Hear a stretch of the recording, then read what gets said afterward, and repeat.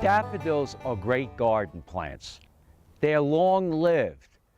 They're deer-resistant. They're squirrel-proof. They're rabbit-proof. And they get bigger and better every year, or at least they're supposed to. One of the questions I get is, I planted these daffodils, they're in a bright location, bright shade or full sun, but I'm just not getting the bloom year after year. Well, there are a couple reasons that can be occurring for. One of the reasons is it could be the variety. One of the common varieties that you sometimes see available in the fall, because we plant these in the fall and they bloom in the spring, is King Alfred.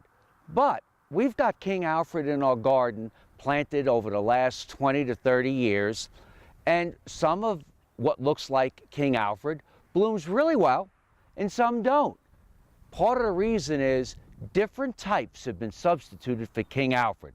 If you look in front of me, the daffodils known as King Alfred are, beautiful foliage, but on this whole group, there's only 3 blooming stems.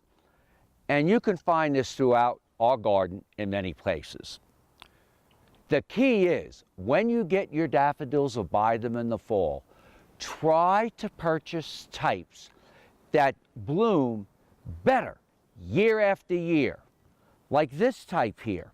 This is not King Alfred, but it's a substitute. And look at all the blooms that you see on this clump.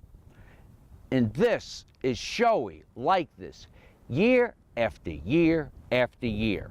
So it's the type of bulb that you're planting or the variety that is critical for the success in blooming. Now, once these finish blooming, we'll leave the old foliage for 6 weeks.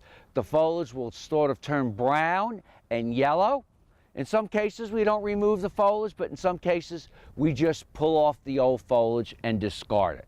It's also a great time to feed it with something like a Spoma bulb tone.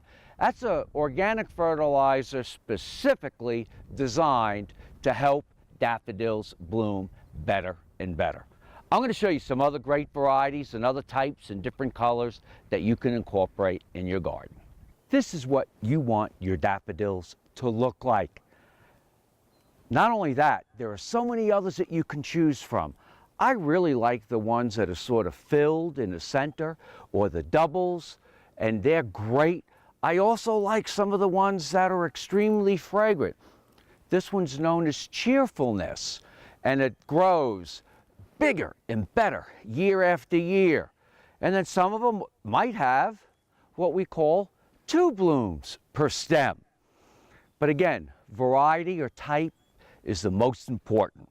Well, I've saved the best one for last, the one that's upside down, and that one is one of my favorites, and it is known as Fortissimo. Beautiful, really sturdy plant, and it is filled with blooms, just almost like the one right here in front of me. Again, that name is Fortissimo. I'm Mark Viette. Join me next time in the garden. For more garden tips, go to inthegardenradio.com.